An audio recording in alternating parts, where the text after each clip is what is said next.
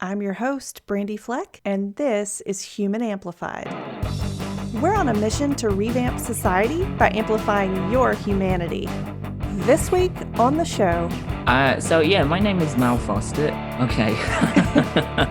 Me and my dad, incidents of disappointment. This dangerous pathway of self-comparison. I fell into a pattern of being comfortable with my discomfort. Now, as cliched as it may sound, I've learned to love myself a bit more. The chapter in this book is well and truly finished now. If a large part of being human involves an importance on relationships because we so deeply need connection to thrive, what happens when one of the most important relationships in a human life is purposefully absent?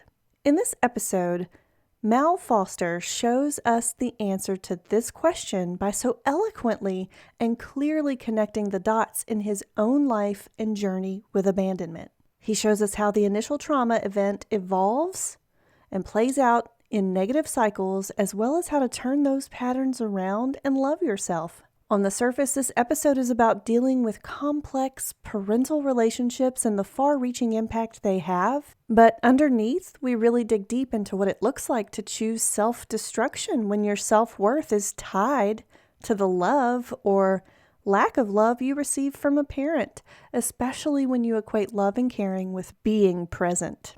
Then, we explore the turning point when Mal realized he could keep going down the path of self-destruction, or he could choose to start healing, mentally and physically.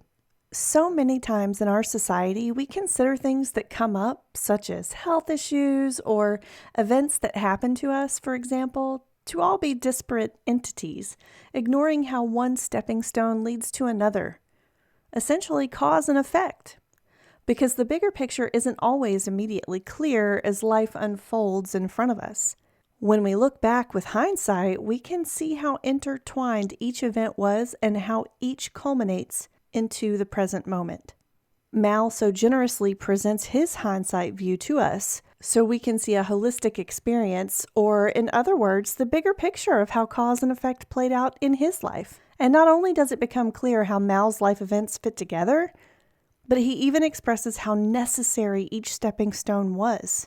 Mal Foster is living in Texas by way of Northern England. He's been known to wear many hats. The most prominent one right now is that of creator, presenter, and producer of the Dimed Out podcast.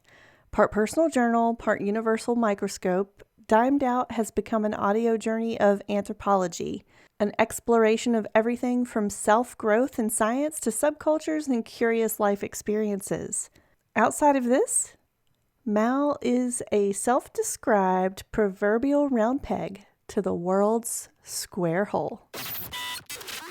So guys, I have some really awesome announcements for you real quick before we dive in. Mal interviewed me on the Dimed Out podcast recently, so go check out Season 2, Episode 6 to hear sort of a precursor to this interview where we talk about connection, human nature, and vulnerability, and all kinds of things that really play into what I've learned from working on Human Amplified since 2018. Subscribe to his show, show him some love on your favorite podcast platform. You're just going to love Mal and Dimed Out. Secondly, I want to tell you about a new thing that we just launched. It's called Calling All White Women, or CAW for short. Human Amplified has teamed up with CDR Consulting to fight racism. CAW is an evolving action-based accountability group focused on supporting and elevating Black-led initiatives while simultaneously taking responsibility for the white woman conversation and action needed to continue making progress for a more inclusive world. So please go check that out. It's at humanamplified.com/CAWW, and we'd love to hear from you there. Next, I love your support. Thank you so much for your support. If you would like to continue supporting the show, you can always purchase some of our top-notch merch, which is at humanamplified.com/shop. You can leave us a rating and review on Apple Podcasts or on Facebook. And if you haven't, subscribe to Human Amplified on your favorite podcast platform. Mal, thanks for coming on. How are you doing today? I'm doing pretty good. Thank you for having me. Yeah, I'm super excited. It's so good to be here. Yeah. All right. Well, before we dive in, will you please introduce yourself to our listeners and just give them an idea of who you are and what you do? Wow. Okay. It's so strange. I'm not used to that, but all right. Yeah, I'll do my best. My name is Mal Foster, as you may or may not be able to tell, because a lot of people can never place my accent ever. I get so many interesting variations from New Zealand to Scotland, but I am actually from Northern England and have lived there for 33 years. And in the last 2 years, I found myself living in Texas in the US. And yeah, I host a show called Dimed Out, which is a sort of, it's always difficult to describe what the show is because I'm still figuring that part out. Started off part personal journal and also just an excuse for me to look into things I've had a passing or vague interest in, or things that just catch me off guard. And in the process, I've managed to have conversations with family, friends, and now expanding into different territories with people I've never known before and are learning all kinds of interesting and unique and strange things. That's awesome. What's the strangest thing you've learned so far? Oh, that's a good question. Probably the idea of mind uploading. So recently I did an episode on transhumanism, which is the integration of technology with humankind Hmm. for the aim of life preservation, life enhancement, and in some cases, life extension. And it's something that I've known about sort of very, very in a tiny amount a little while back. Like again, it's I said, it's like a passing thing where I knew of it, but I didn't know about it. Uh-huh. So it's been on my sort of bucket list to sort of dig into for a little while. And I put out on Reddit of all places a sort of call to arms for anybody that had any knowledge about it to come and talk to me about it. And a fellow called James came on the show, who's written quite a bit about the subject. And he was telling me about all different types of things, including, as I say, mind uploading, the idea of scanning a person's brain, a person's conscious, and replicating it into like zeros and ones for, basic terminology, Yeah. and creating a replica of it to be preserved, I guess. And, I went in, as I do with a number of subjects, with a certain amount of skepticism, Hmm. thinking, yeah, okay, surely it's not a real thing, right? We're talking Philip K. Dick territory here. And evidently he's like, no, it's a possibility. Now, how much that is true, I don't know. But yeah, that's probably the stranger end of the spectrum I've found myself at the minute. Okay. Okay. Well, that's pretty cool. Yeah. Yeah. So I just want to say, guys, we'll have links to all of the things we mentioned like that in our show notes. So make sure you go check that out. You did say you found yourself in Texas. So Yes. let's go ahead and jump into that, actually. Okay. So, what made you decide to move to the US? Okay, so this is a very long story, so I'll try and truncate it as best as possible.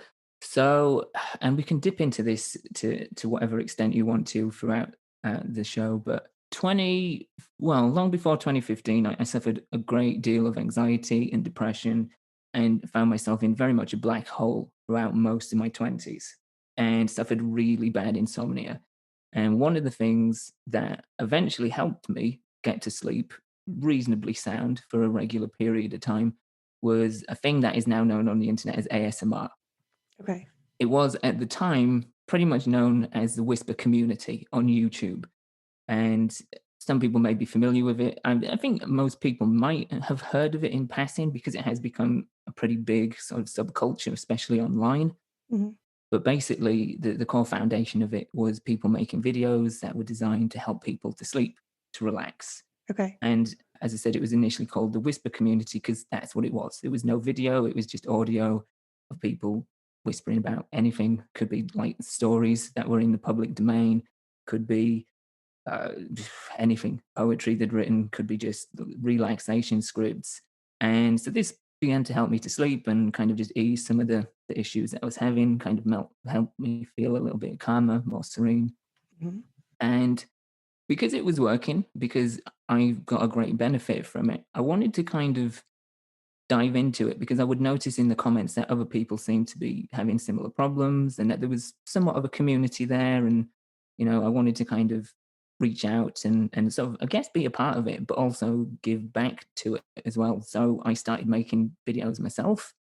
And one day, another person who was making videos left a comment. I found that they were making videos of a similar nature, and we sort of swapped comments back and forth over YouTube. And Ooh, then we started Skyping each other and then staying on the phone with each other on Skype overnight.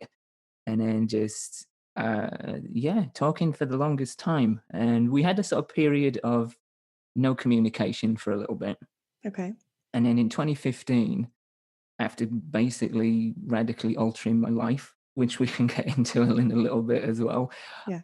I decided to give myself a challenge to challenge my anxiety and to challenge my self esteem and self confidence and kind of show to myself more than anyone that I can do things that I never thought I could. And that included going traveling by myself for the first time. Okay. So 2015, I decided to do that. I decided to travel from coast to coast by myself in the US, starting off in New York and ending up in San Francisco. I love it. Yeah.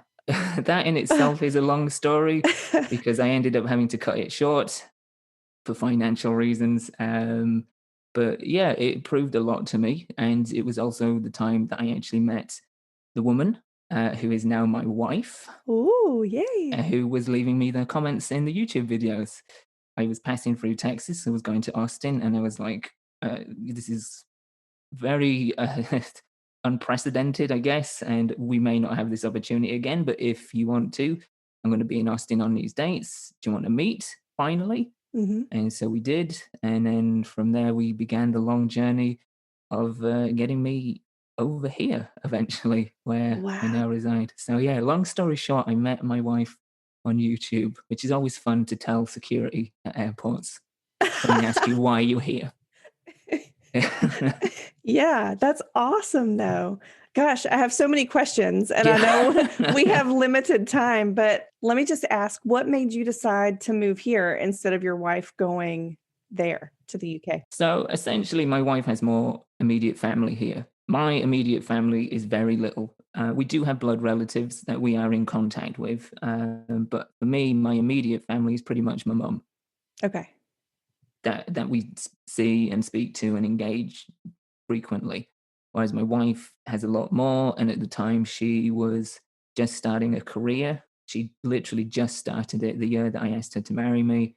Oh. And so it was like a lot more to ask her to uproot and leave. I was in a job where it was okay, Mhm. but I didn't particularly foresee a career in it, and I wasn't too upset about leaving it. So Okay. yeah, This is a great segue into your family sure. and sort of the journey you're gonna take us through a little bit. So, Mhm. let's start off with what role do you think a father should play in a boy's life? See, it's interesting because I think we are at a point now because we've had so much history before us that there are certain predetermined, somewhat stereotypical expectations and assumptions for that. Mhm. For me, going from my experience or lack of experience with a father figure, I think ultimately it's presence, both physical, mental, and emotional. Being there, making it very clear that a father is there for their son or for their child, period. I think first and foremost, that's what it is.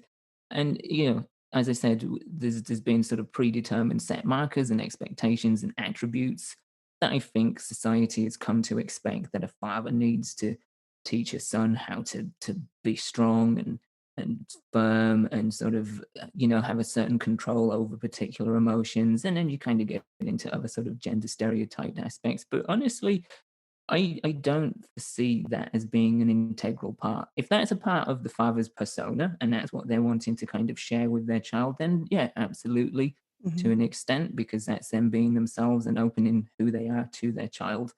But yeah, primarily it's presence in every sense.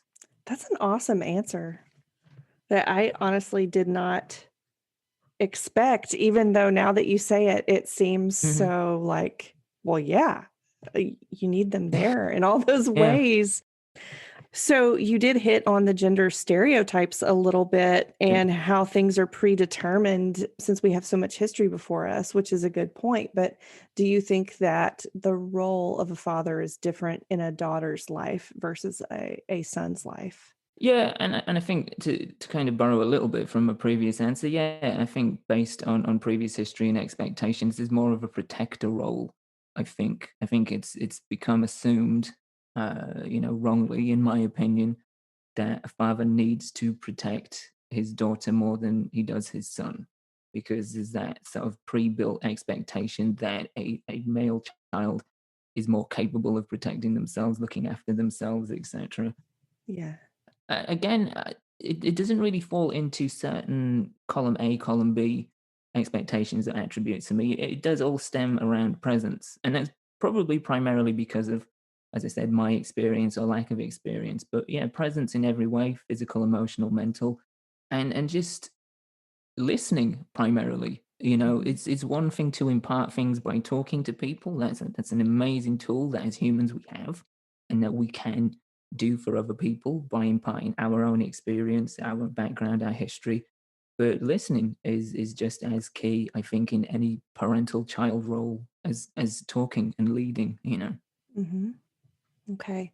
So, how would you describe a father's role as being different from a mother's role? Oh, uh, I don't think there necessarily is, to be honest. Really, I think there's a sense of understanding, perhaps, that is different for a father and a son, because a father has been in the son's shoes. Mhm. So there's that, going again back to experience. It kind of stems from that. But honestly, I don't really think there is. I mean, people that have children will probably be able to articulate a much more defined and detailed answer than me from their experience as being parents. But really, I don't think that there is much. I think it's just a case of awareness and openness, and again, it boils down to presence. Mhm. There probably are differences, but, from my perspective, no, I can't say I can define any particular differences. Yeah. Okay. Well, and your perspective, as you've mentioned, is that of not that you're a child now, but it's the perspective of you being the child of two parents. But how about tell us about the last time you saw your dad in person as a child? Mhm. Because you mentioned there was a lack there. And just so the listeners know, you do have an article up on our blog that talks about this. So they may want to read that.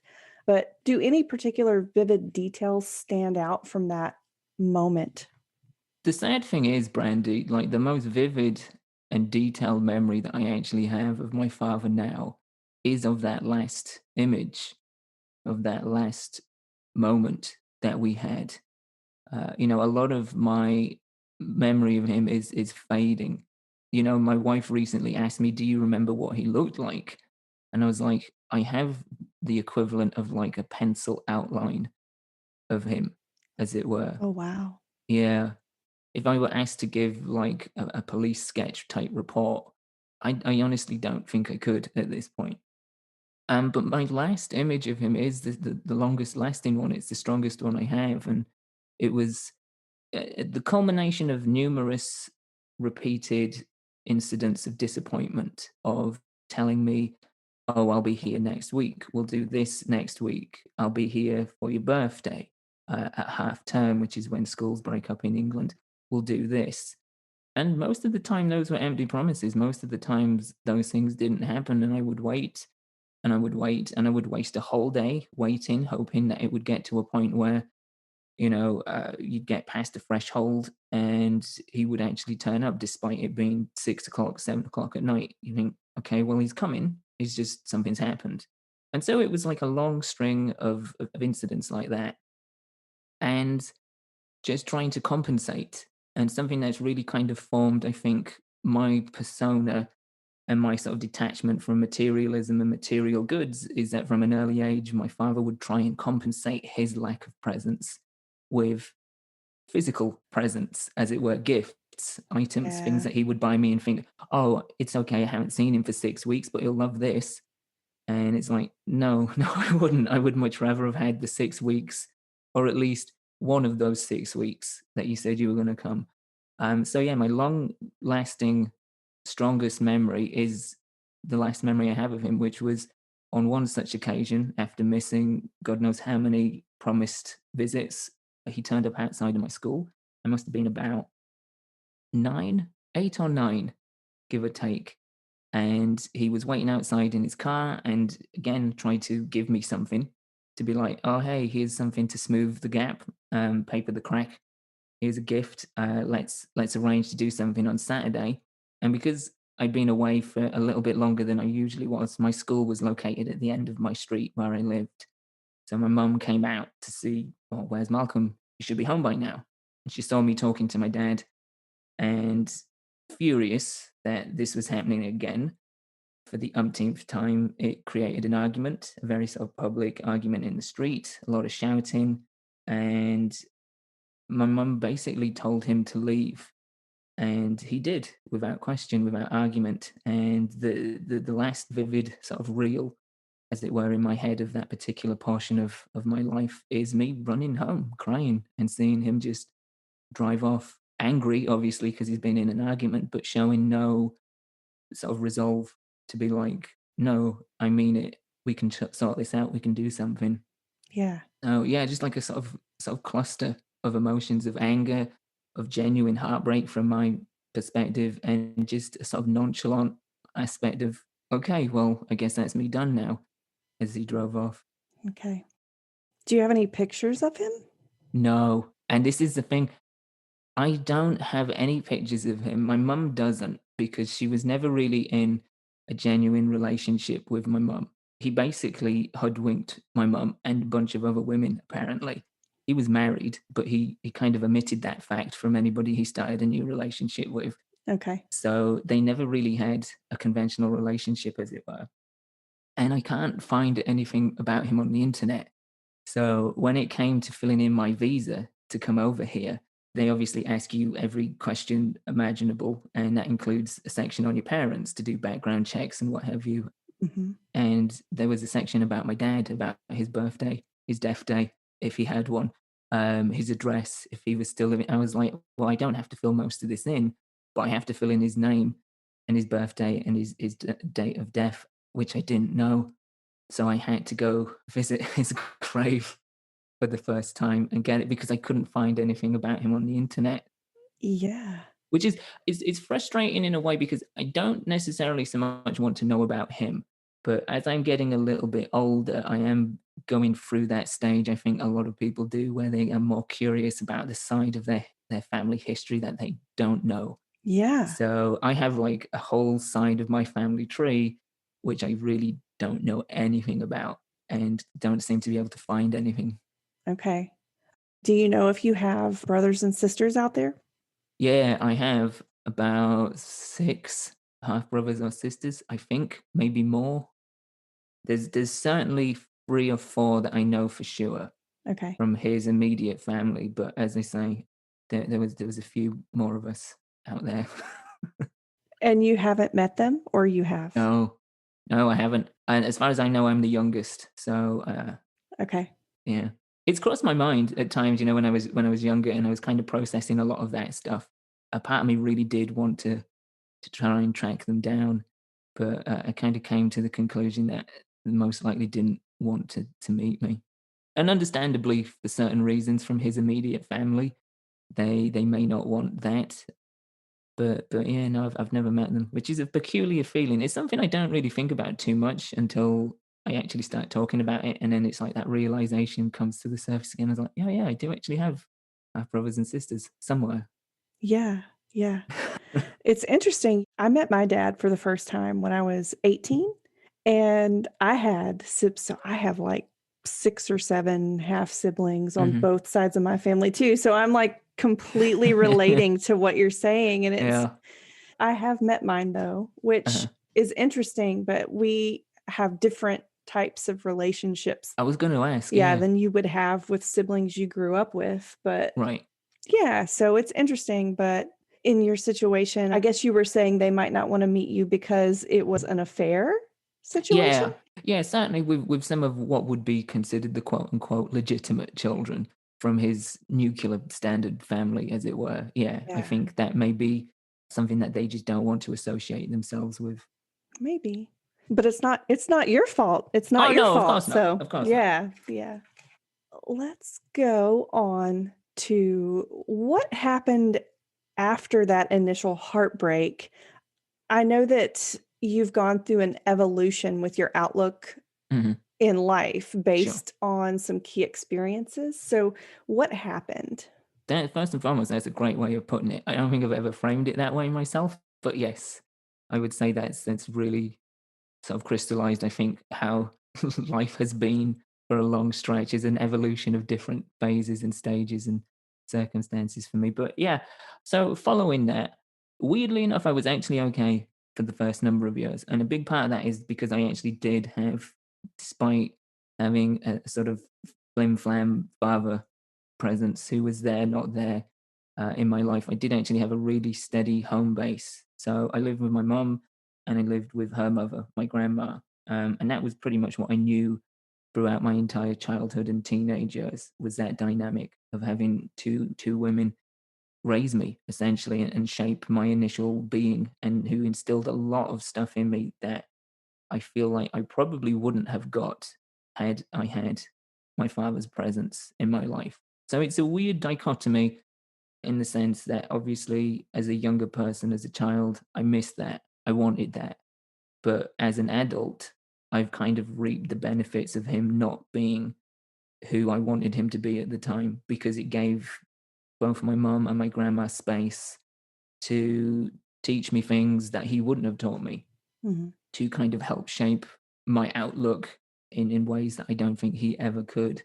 So yeah, for the first few years, it was pretty okay, to be honest. You know, I'd kind of sadly gotten used to his absence and him not being there. Mhm. So it just kind of felt like a sort of transitional period that kind of got me to the point of just realizing this is it. Everything that I've known in terms of his absence is now the norm. And as I said, helping me with that transition was my mum and grandma. But it wasn't until I think later on, about 12, maybe 13, which is sort of early on in sort of what we consider high school in the UK, around about that sort of prepubescent age where I began to really question things a little bit more. Because at a young age, as a child, I always just assumed his absence, his disinterest in spending time with me, or his disinterest in me as a whole was down to me solely because of me.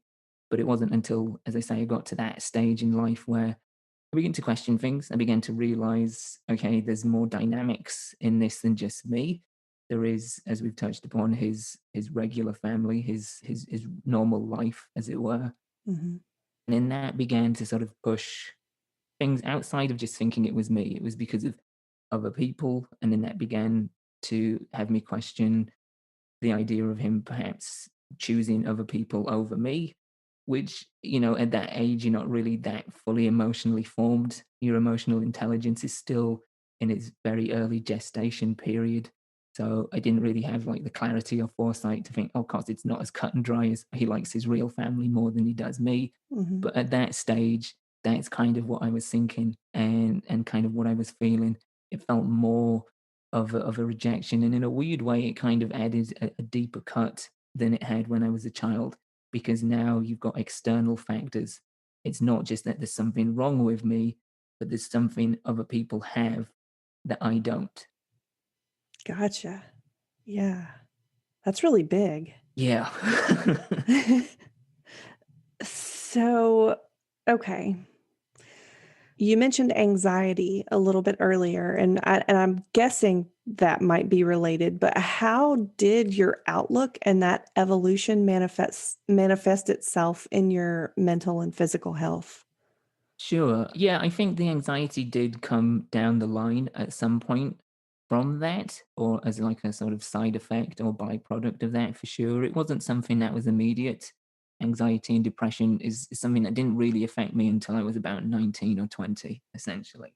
Okay. But I think, yeah, definitely it was kind of like a residual knock on effect of sorts. But yeah, entering that stage, I think my worldview changed in the sense that I began a bad habit that I still unfortunately do have of kind of beating myself up in a lot of ways and sort of berating myself for not trying hard enough or doing as much as I can. And it's more controlled now than it has been before. But yeah, it kind of made me begin to think, as I say, I questioned why he was choosing other people over me and what other people had that I didn't, essentially. And so it began like this dangerous pathway of self comparison, and from like a pretty low standpoint to begin with. And so it would just become a case of, well, I'm obviously not cool enough. I'm not funny enough as those people. I'm not as interesting. And yeah, it kind of began a sort of pathway, as I say, to like pretty damaging self comparison that got worse over the years and gradually built. But yeah, it kind of made me open up everything else around me and kind of compare myself to it unnecessarily. So Yeah. really, Okay. Now, you mentioned to me off air that you have lost half of your body weight. yeah. Is that related or what happened there? It is, and it kind of is a continuation of the previous question, I guess. So, yeah, kind of falling into that mindset of comparison and self-criticism and kind of self-destruction. I have a self-destructive tendency. Again, it's not so bad as it used to be. I don't think I have a lot more control over it after sort of hitting a breakthrough. But yeah, I went into a sense of self-destruction through different periods of my life, whether that was like drinking to excess or eating too much, which I did through a big part of my teenage years, self isolating, partly by my own design and my own choice, partly through like high school bullying, which I went through a little bit, which also didn't really kind of help with the whole self comparison aspect, I guess. But yeah, it got to a point where after graduating from university, I couldn't afford to live where I was staying anymore. So I moved back home. And as I mentioned a little bit earlier, kind of fell into sort of a black hole in my 20s. Yeah. And that included a lot of overeating to basically compensate. You know, it was an emotional comfort of sorts. And it got to a point where I had ballooned in physical size to a certain amount. I don't have to actually work it out on a calculator because Oh, yeah, you we measure have in different measurements. Yeah, stone. yeah, that's right. We use stones. So yeah, I was about 385 pounds at my heaviest after that point. Okay. And for a long time, I was conscious to a degree, but I fell into a pattern of, as I've referred to it in the past, as being comfortable with my discomfort, where I just kind of fell into, okay, well, I guess this is my life now. I Ah, guess this is me, with no real desire to change it because the change was too hard. The change was just, it felt like such an uphill battle. And at the time I just didn't have the mental energy to do it really. And I would have moments where I'd sort of like break the surface and I would try, but then ultimately just kind of collapse under my own lack of mental energy and just kind of slip back into old habits. And then kind of, it was a vicious cycle yeah. essentially for a long period of time. But I got to a stage about 28 or 28 or 29 where I was exhibiting a lot of physical issues due to the weight that I'd put on and what have you. So I went to the doctors and I was given not an official diagnosis, but an early prognosis of having type 2 diabetes. Okay. And that was it. That was the hammer to the glass ceiling, Okay. as it were. That was the thing that kind of made me go, okay, you have two very clear choices here. We can either go home and reset ourselves back to the beginning of this vicious cycle and Mhm. pretend that you have the energy and the enthusiasm and desire to do it. Maybe try and then just go back to the start and find yourself again comfortable with your discomfort and make this worse, much worse, and possibly face a lifetime of medicine, medical treatment, possible amputation, possible premature death. Yeah. And it was the thing that I needed because it gave me that pathway, or it was, you can go that way, or you can actually do this now and improve everything. And it's going to be really difficult. It's going to be Yeah. really tough, but it's either that or it's the other. And I was like, I've experienced enough of the other. I need to, for my sake, choose the second path. So yeah. Yeah. And it was a transition. It wasn't like the next morning I was I was up and running and like off to the races, as it were. It took a little while to kind of get myself coaxed into that mindset. And it was a daily thing where it would be like you would, as cliche as it is, take one day at a time, and you would look at cutting a few things out of my diet, like for 1 week. And then next week, once I'd kind of conditioned myself to be without that, I would look at eliminating the next thing.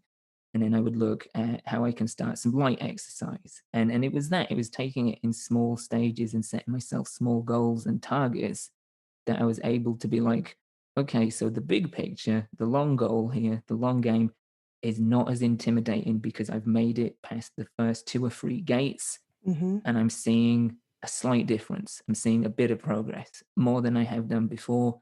And so that then began to snowball on. And I set myself a target of getting to a certain point.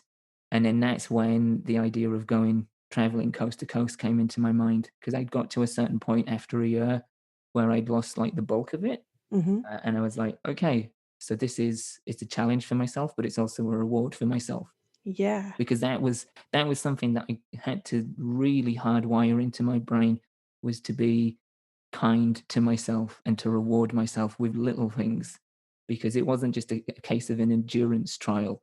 It was a case of be kind to yourself, because although this is hard work, you're doing it, and the encouragement that you can give to yourself through little rewards, through little bits and pieces, and just a general kind of presence to yourself from yourself can get you to where you want to get to. Yeah. Oh my god, like, Yeah. that's awesome. Yeah. I've got so many questions now, but let me let me back up to how you said you became comfortable with your discomfort. Mhm. I got chills when you said that because I feel like so many people are walking around comfortable with their discomfort and they don't even realize that's what's Yeah. happening because they're just so used to it. And it is hard to change. So I love your example that you did it. And I'm really glad that you gave us sort of tangible ideas of how you did it, like one step at a time, Mhm. setting small goals. But when it came to your mindset, how did you even pull yourself up? Like, I don't know. I imagine, like, if it were me, I'd be laying on the couch, just completely unmotivated. How did you even shift your mind? It was primarily around examples of low points.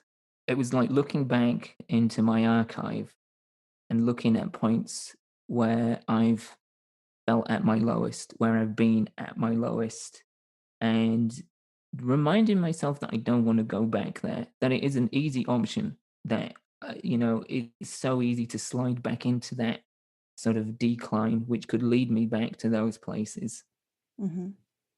But I just didn't want to do it anymore. I kind of got tired of it eventually and would just use it as a frame of reference. And I still do that to this day. A little while back, pre pandemic, I was having a little bit of a low ebb, just as it happens sometimes. I'm prone to them now and again. And I found myself doing just that. I found myself sat outside of a coffee place, and it was a nice day, and I was sat by myself, and I was looking inwards and trying to figure out why I was feeling in this low ebb, and just kind of going through the motions of not so much woe is me, but like I'm not having a great time at the minute. And then I just kind of, I guess my subconscious kicked in and was like, okay, you're not.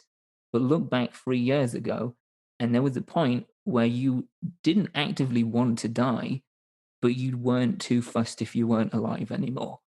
And it's like, okay, that's it. And so I guess it's kind of like looking back, as they say, at low points and using it as a comparison and a contrast and being like, okay, things aren't great, but they could be a damn sight worse. And they have been. Let's move away from that. Yeah. And it takes a lot of sort of mental pulling to do that. Sometimes it's not as easy as like you think, oh, I've had an awful time then. Okay, let's move on. Let's do better. But it's just it's good to sort of have it as almost a mental totem, that you can look at and be like, okay, this is what it could be. Yeah. Mental totem. I like that. How has abandonment impacted your relationships over the years? Quite significantly, I'd say. Initially, obviously, in a negative light. Going back to previous answer of creating a world of self comparison, of needless self comparison, it kind of put into my mind this sort of itch at the back of my head that it's like if I was involved in a romantic relationship or a friendship, I might be enjoying the honeymoon period of it, as it were, whatever relationship it was. But there would be that itch at the back of my head saying, yeah, this is going to implode at some point. Mhm. This person is going to eventually find something they don't like about you. There's a phrase for it. It's imposter syndrome, I think, is what it's known as. I think it kind of echoed sentiments of that, where it's like, okay, eventually you're doing all right now, but eventually the mask is going to slip, Mhm. and they're going to see who you are, the person that just drives people away for whatever reason. So yeah, that was definitely something that ingrained itself after a certain period of time after my father left and for a period of my life. But now I'm beginning to let go of that a little bit. I do still compare myself. I do still have self criticisms, as I've talked about. It's still a trait and a bad habit, but it's a lot less in terms of its severity and intensity now. Now, as cliched as it may sound, I've learned to love myself a bit more Yeah. and learn to accept that there's nothing really wrong with me. Yeah, I can be a bit strange sometimes, and I have like a strange amount of information about sort of esoteric subjects, but that's not necessarily a bad No. thing. And fundamentally, I don't think I'm a bad person, which is what I've come to kind of let myself accept Yeah. after a while. Mhm. Yeah, so by the time you proposed to your wife, were you still grappling with those types of feelings, like waiting for the other shoe to drop, or had you overcome it by then? I kind of, for the most part, had overcome it. I had got to a place where I was a lot physically healthier, mentally healthier, emotionally I was a lot more healthy. Mhm.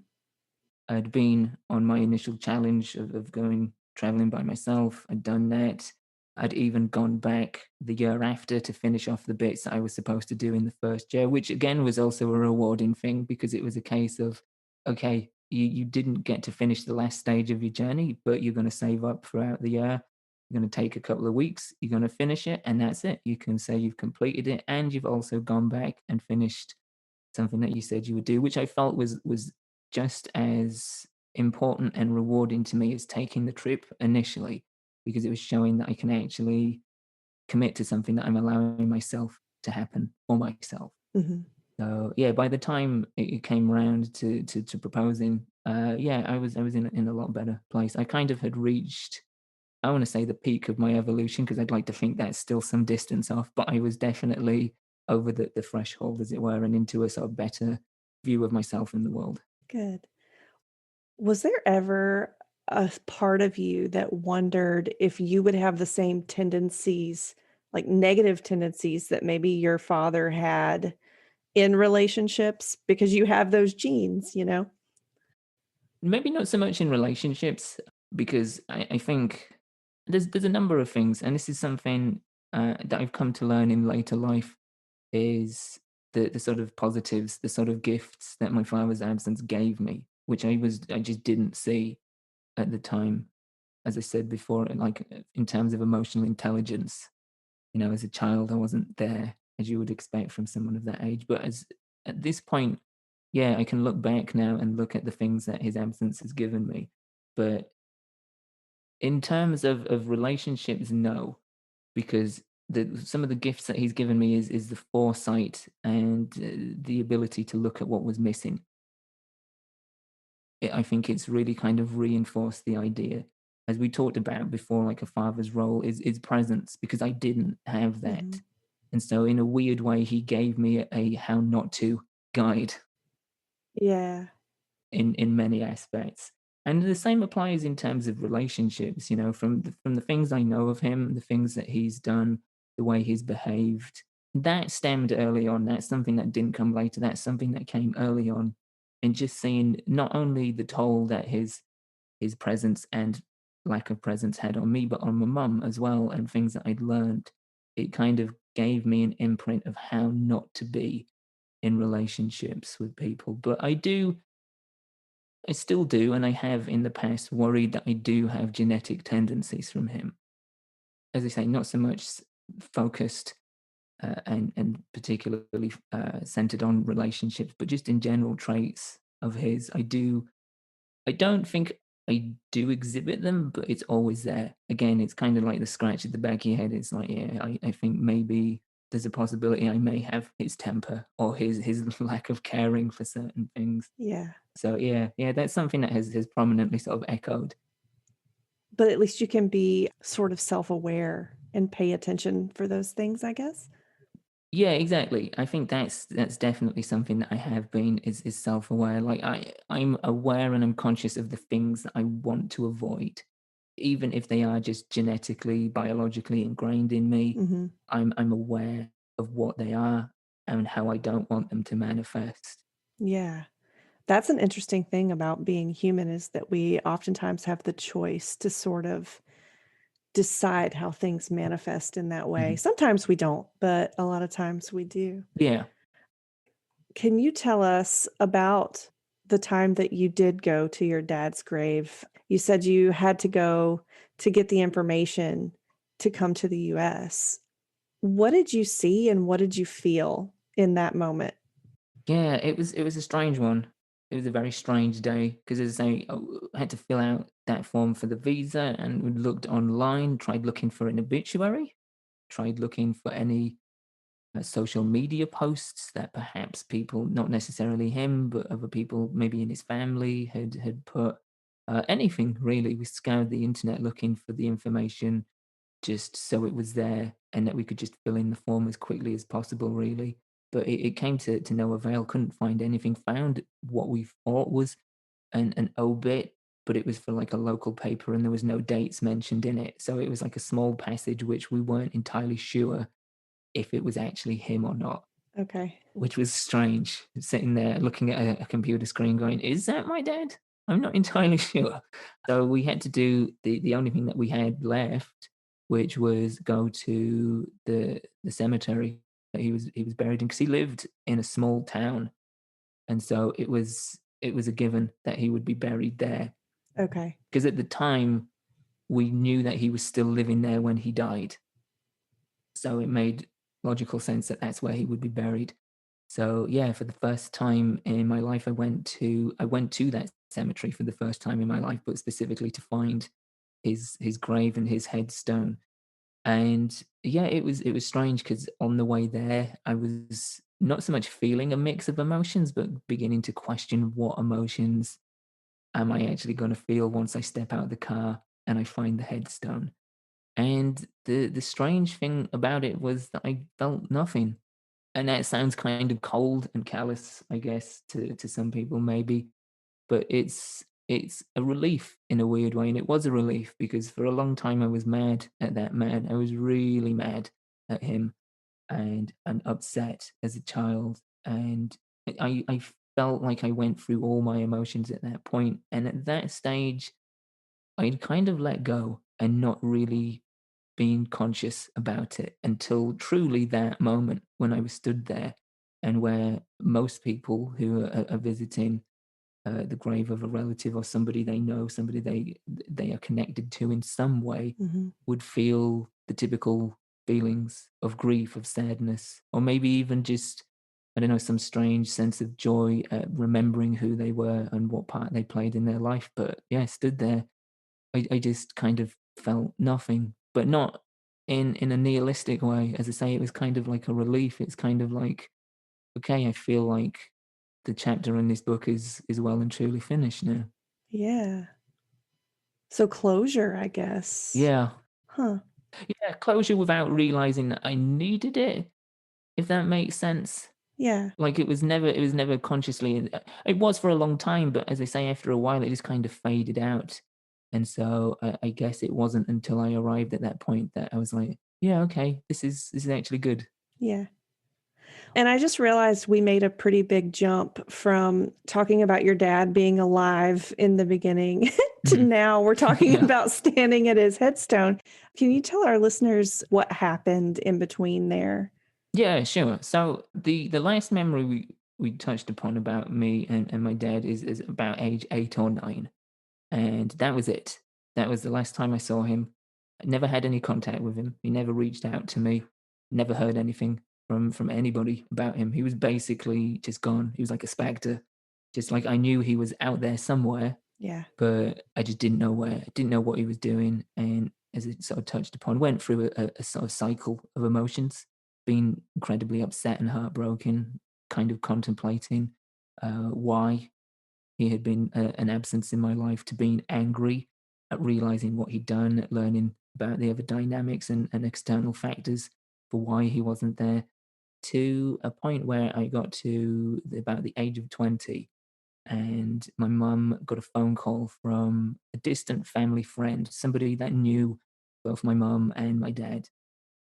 And she called to just say, I don't know if you want to know this, but Malcolm, who was my father, who I was named after, he was dying. He was at the last stages of a terminal cancer, and he had reached out to people, and he was wanting to speak to me before he passed. And I was given the option. I remember my mum sitting me down. It was very serious. This was like something she didn't do very often.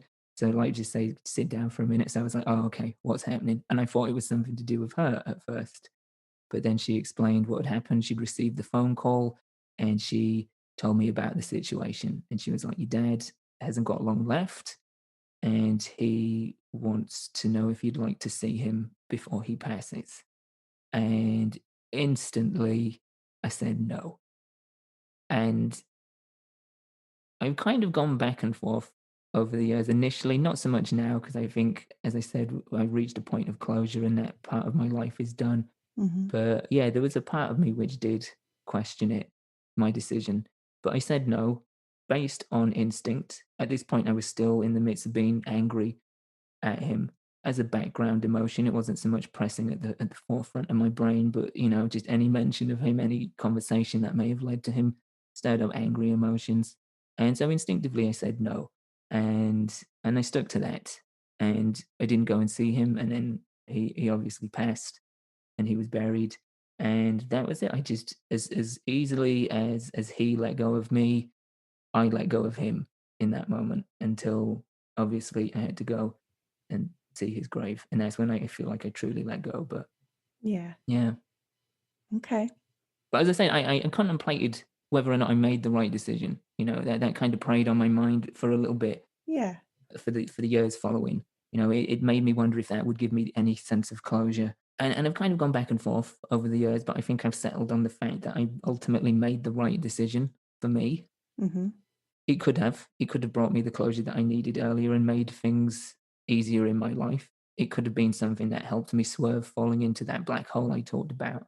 But I feel like ultimately, for better or worse, the path that I've ended up going down, the ups and downs, the dips, the valleys, have been necessary in some way. Hmm. Not necessarily productive or helpful or healthy in some ways, but necessary in everything that I've been through following that moment and before. I feel like I've been able to, perhaps not in the moment, but at some point in a later time, taken something from it. And I think that's one of them. The ability to sort of take that power into my own hands and make a decision and stick with it as sort of integral as I guess that was in terms of mapping out who I would be and my relationship with him. Hmm. It was necessary for me to say no at that point. Yeah. Well, I'm really glad that you're okay with your decision. Hmm. Coming from the other perspective of I did go and met my dad, and then we became estranged for about 8 years after we met, because once you go down that road, it's just a different path, but it has ups and downs too. So Yeah, it's just a matter of which highs and lows do you want to choose, really. So yeah. yeah. How was that for you? Did you feel like you made the right decision yourself there? Is that something that you've questioned over time? For a very long time, I thought I had made the wrong decision, Hmm. because before I had made that decision, like you said, he was always out there. I didn't know what he was doing. I didn't know what was going on. He was just there, but I was used to that. Yeah, And when I made the decision to find him and know him and that other side of the family, it brought things out that I didn't even know existed. And maybe, maybe now I look back at it and I'm like, that's the right choice, because I needed to think about those things and deal with those things to become the person I am today. sure. But it was rough. Yeah. It was a really hard, when you realize things that, like you brought up, like, oh, well, why did he choose that family Hmm. and not this part of his family? And but it's all very complicated, the reason people make the choices they do. And I'm definitely a more well-rounded and emotionally mature person now because of it. Yeah, I think you touch on something that's interesting there because it's not, when I was younger, I always did think it was just very cut and dry. As I said, like that sort of emotional naivety of like, oh, well, why them, not me? Yep, And it's not that simple. exactly. And I think, it is something that you do get to realize and experience yourself as you grow as a person and you make choices that maybe have ramifications for good and better, that it's really not that easy. It's not that straightforward. There's a lot more complex layers to it. And I think that's helped with me and my sense of forgiveness and closure Mhm. in the sense that, I'm not pleased about the way he was, the things he did, but I'm not mad at it anymore either, and I'm not sad about it because I realize Yep. for better or worse, it's not that straightforward. Life in itself is not that straightforward. Exactly. Yeah. Yeah. Well, okay. So let's end on a really high note and tell us about your, like, the best thing you experienced when you went on your journey from coast to coast. Well, so much really. To kind of go full circle, the experience, an experience in a world that I had maybe only seen through pop culture, through TV and film, and an experience in a world I didn't even know existed. One of the most amazing things that I've seen to this date is a street funeral parade in New Orleans. Oh, And I didn't even know these were a thing before I actually saw it for myself in the flesh, yeah. and I was kind of really taken aback by it as in what is happening. And somebody explained to me, and it kind of just opened up a completely new layer of wow, there is so much out there. Mhm. And that was one of the reasons I decided to do the trip in the first place, was because I felt like from that black hole that I had in my 20s, I sort of deprived myself of seeing and experiencing and doing so much. So, as well as it being a challenge, I wanted to give myself that. I wanted to reward myself with even just a reasonable glimpse into the unknown, into other things that I had sort of left undiscovered. So yeah, that's up there. Just being in that place itself was kind of magical. There's a strange aura about that place. Yeah. It's just like a strange, some unspeakable feeling in the air where there's just something different. Not in a bad different, but just like I can't quite put my finger on it, but there's something pretty unique about this Mhm. place. Yeah. Other thing, just generally the empowerment of it. I got to see a number of great things going from Brooklyn to San Francisco, through Texas, through New Orleans, through Little Havana in Miami. Getting to watch old guys just play chess, and just it's a whole different way of life there. Much more relaxed, just the colors, the vibrancy, all the different foods. But I think ultimately the empowerment of it, as well as the experience, knowing that I could challenge myself and do this thing which scared the life out of me Hmm. when I got to the airport and was like, okay, now it's go time. I'm about to get on a plane and actually do this, to actually go in there. And it took a little while to get myself settled, but yeah, all of that. And I think the way I did it as well is something that will stick with me, because I didn't do it through hotels. I did it through Airbnb and stuff like that, where I actually got to stay with real people and pick Hmm. their brains and kind of immerse myself in neighborhoods and communities. And I feel like that was a huge benefit, because it felt more like I'm throwing myself into the sincerity of it. I'm not just staying at a generic hotel where every room looks the same.